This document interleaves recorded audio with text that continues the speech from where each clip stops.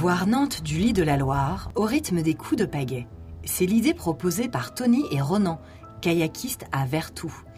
Parce que sur le fleuve, les perspectives changent, le regard aussi et les couleurs se reflètent différemment. Premier coup d'œil sur Trentemou. Petite carte postale acidulée, cet ancien village de pêcheurs abrite le pendule de Roman Signer, vestige industriel métamorphosé en œuvre d'art pour le festival Estuaire. Sur l'autre rive, Sainte-Anne nous hèle avec bienveillance et le capitaine Nemo semble vérifier notre cap.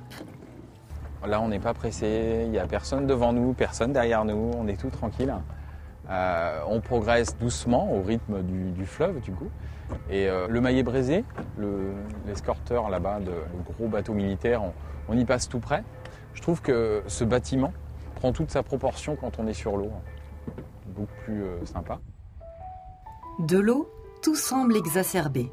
Le Maillet Brézé remplit l'espace comme un énorme pachyderme. Les façades du quai de la Fosse penchent irrésistiblement vers la Loire.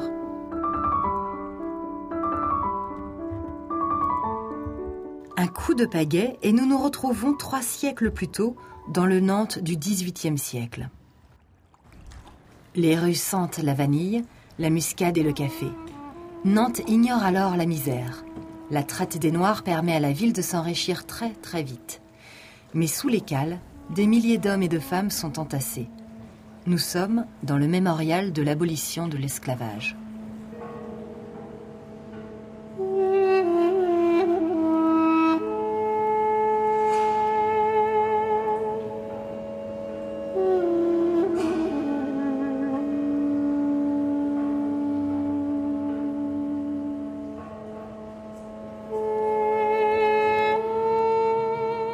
L'espoir s'accroche au lieu comme l'angélique au cale, et nous continuons notre chemin direction le XXIe siècle.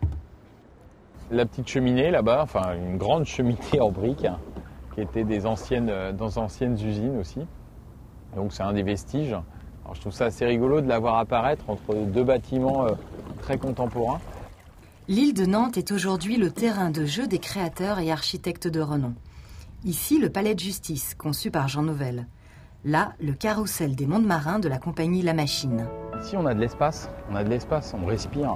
Il y a un petit côté aussi avec l'estuaire, l'ouverture. Ça y est, on part vers la mer. La mer est toute proche, donc à 50 km, ça va assez vite. Et on arrive du côté de Saint-Nazaire, en fait. Et là, hop, on est parti pour des grands voyages. La nuit tombe sur la Venise grise et telle une série de phares psychédéliques, les anneaux de Buren nous ramènent au port.